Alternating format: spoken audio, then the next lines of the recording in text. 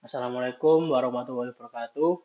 Perkenalkan, nama saya Muhammad Nurizal dengan NIM 24051204127. Pada kesempatan kali ini, saya akan melakukan praktikum routing dinamis dengan ketentuan sebagai berikut. Sebelumnya, saya akan menjelaskan terlebih dahulu apa itu routing dinamis. Dynamic routing atau routing dinamis merupakan sebuah router yang memiliki dan membuat tabel routing secara otomatis dengan mendengarkan lalu lintas jaringan dan juga dengan saling berhubungan antar router lainnya. Kelebihan routing dinamis sendiri hanya mengenalkan network yang terhubung langsung dengan routernya, tidak perlu mengetahui semua alamat network yang ada. Bila terjadi penambahan suatu network baru, tidak perlu semua router mengkonfigurasi, hanya router-router yang berkaitan. Lebih mudah untuk mengatur network yang besar, akan memilih jalur lain yang ada bila suatu jalur rusak. Berikut perbedaan spesifik untuk kedua jenis router. Sebelumnya saya sudah melakukan praktikum routing statik. Sekarang saya akan melakukan praktikum tentang routing dinamik. Perbedaannya yaitu routing statik berfungsi sebagai protokol IP, tidak dapat membagi informasi routing. Routing tabel dibuat dan dihapus secara manual, tidak menggunakan routing protokol. Microsoft mendukung multi-homed sistem seperti router. Untuk yang routing dinamis, berfungsi pada inter-routing protokol, membagi informasi routing secara otomatis. Routing tabel dibuat dan dihapus secara otomatis. Terdapat routing protokol seperti RIP atau OSPF. Microsoft mendukung RIP untuk IP dan IPX atau SPX. Pada praktikum kali ini, saya akan menggunakan ini, RIP, Routing Information Protocol, yaitu sebuah protokol routing dinamis yang digunakan dalam jaringan LAN dan WAN. Oleh karena itu, protokol ini diklasifikasikan sebagai Interior Gateway Protocol. Protokol ini menggunakan algoritma Distance Vector Routing.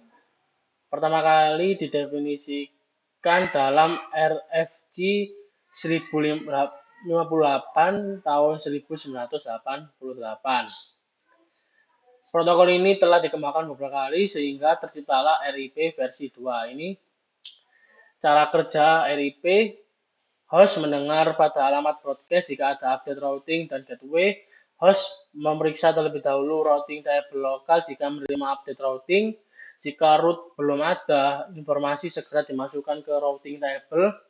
Jika root sudah ada, metrik yang terkecil akan diambil sebagai acuan. Ini mengambil jalur atau root yang paling pendek atau paling kecil. Root melalui suatu gateway akan dihapus jika tidak ada update dari gateway tersebut dalam waktu tertentu. Khusus untuk gateway, RIP akan mengirimkan update routing pada alamat broadcast di setiap network yang terhubung.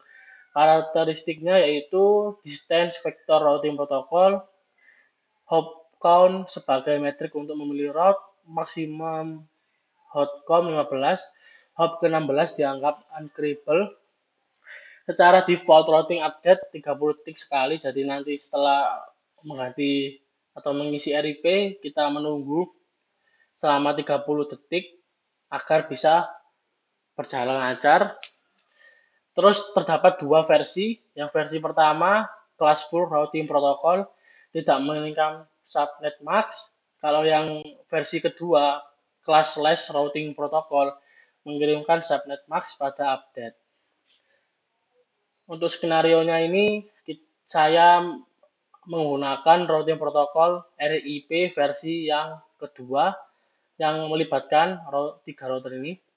Sebelumnya, gambar ini atau skema jaringan ini persis atau sama dengan pada praktikum yang sebelumnya yang routing statik.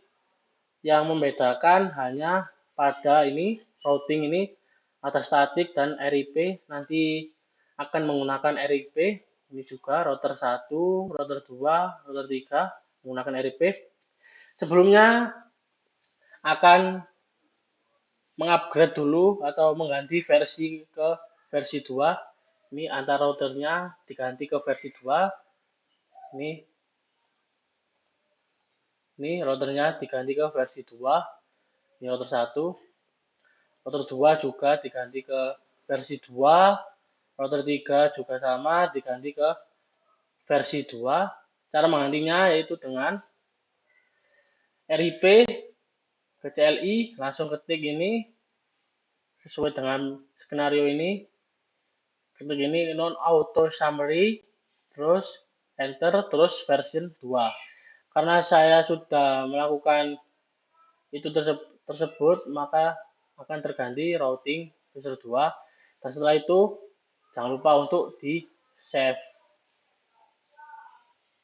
Nah, setelah melakukan penggantian versi routing, kita akan mengisi router 1, router 2, router 3 pada bagian routing. RIP diisi dengan ini. Router 1 berisi dengan 12, 13, 192, 168, 1.0. Karena saya menggunakan skema yang lama, saya hapus terlebih dahulu untuk routing statiknya, lalu diganti dengan routing RIP yang baru. Ini sudah 12, 13, 192, 168, 10, sudah routing 1. Router 2 juga sama, statiknya sudah saya hapus. RIP routing router 2 ini 12, 23, 192, 168, 1.0. Ini juga sama 12, 23, 192, 168, 10 sudah. Terus router 3 statiknya juga sudah saya hapus. Ke RIP ini router 2 13, 23, 33, 43. 12, 23, 33, 43. Sudah. Ketika semuanya sudah diisi dengan network address-nya, maka lanjut ke ini, pindahkan ke mode simulasi, lalu buat skenario seperti berikut. Edit filter event list, IP versi 4, ICMP. Kita ke simulasi, edit filter. Ini kita hapus terlebih dahulu. Kita hanya sisakan ICMP saja. Hapus. Terus ya hilang. Sudah. ICMP. Sudah. Ke simulasi sudah. Lanjut ke skenario yang pertama. PC 1 ke PC 2. PC 1 ke PC 2. Coba tes. Jalankan ke router 1. Router 1 mengirim ke PC 2. PC 2 mengembalikan ke router 1. Router 1 menerima. Mengembalikan ke PC 1. PC 1 successful.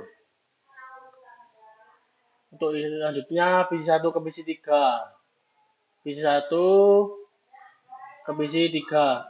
Karena sebelumnya pada praktikum sebelumnya saya menggunakan routing statik.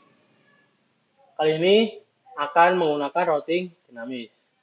Lanjutkan ke router 1, router 1 menuju ke router 2, router 2 ke PC 3, PC 3 kembali ke router 2, router 2 kembali ke router 1, router 1 kembali ke PC 1 dan successful.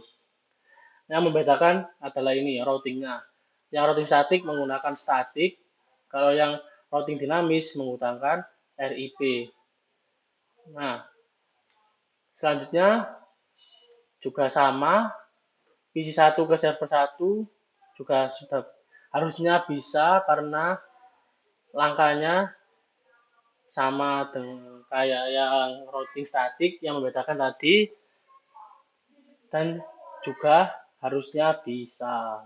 Ini ke router 1, router 1 ke router 3, router 3 ke server 1, server 1 ke router 3, 3 balik ke router 1, router 1 kembali ke PC 1 dan successful. Harusnya juga bisa ke server 2, Coba juga versi 1 server 2 harusnya juga sama bisa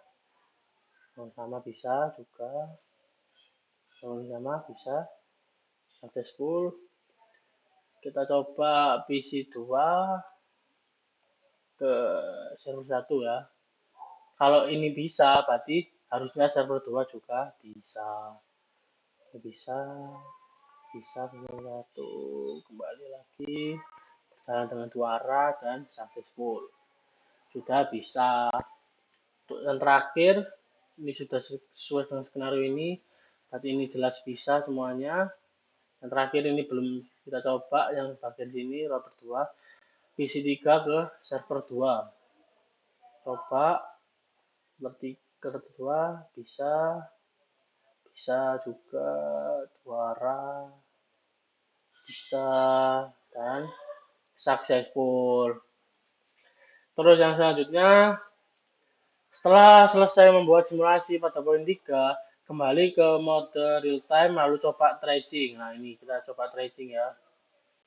Kita tracing tadi PC 1 ke PC ini server 1 ya. Real time, kita ke klik PC 1, kita command prompt. Nah, ini sudah. Threshold,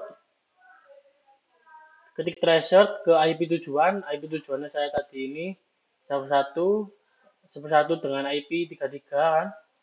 Nah, ini sudah threshold. Nah, ini tracing route 2. Tracing router 2 33.1 ini dengan 30 hop. Berarti ini tracing complete karena sudah successful maka tracing complete.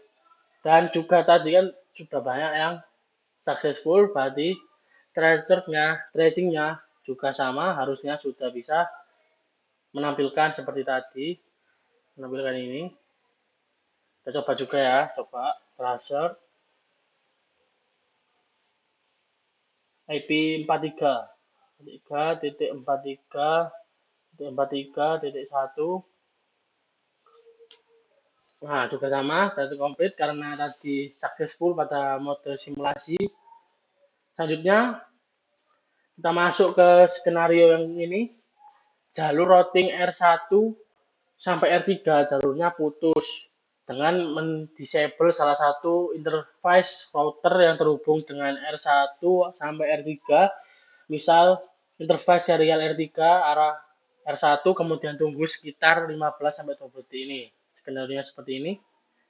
Nah, ini yang membedakan antara routing dinamis dan routing statik. Kita hapus dulu. Nah, sebentar.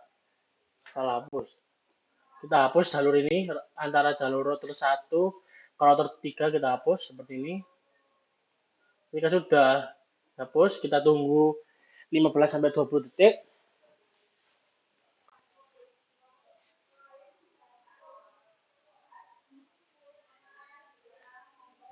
Nah, sudah kita coba jalankan ya. PC 1 ke server 1. Nanti kan kalau ada jalur di sini kan akan melewati jalur sebelah sini langsung ke server 1. Nah, ketika jalur ini diputus, maka apa yang akan dilakukan oleh router ini? Kita ke mode simulasi, kita jalankan ke router 1 ke router 2, router 2 ke router 3, router 3 ke server 1.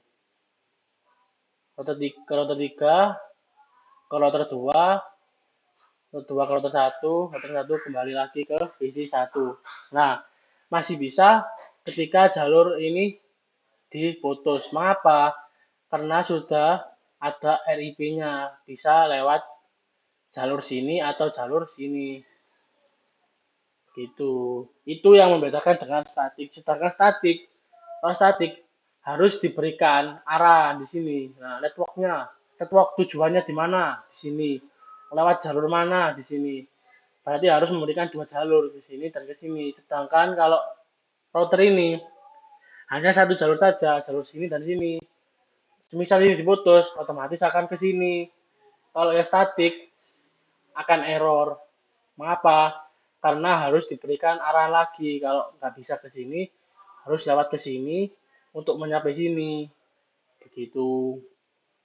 Kita coba lagi ya pengimplementasikannya. Ini kabel ini ke sini. Nah, tadi kan kalau diputus lewat jalur sini. Sekarang kita coba lagi, apakah masih tetap lewat jalur sini? Lewat jalur sini. Nah, mengapa lewat jalur sini lagi? Karena ini pada ini tadi penjelasannya ini. Nah, ini jika route jalan sudah ada, metrik yang terkecil akan diambil sebagai acuan. Nah, jalur sebelah ini kan lebih kecil atau lebih dekat, maka router akan menentukan lewat sini aja, lewat sini saja, daripada lewat jalur yang sebelah sini yang panjang. Seperti itu. Sekian yang dapat saya sampaikan. Kurang lebihnya mohon maaf. Wassalamualaikum warahmatullahi wabarakatuh.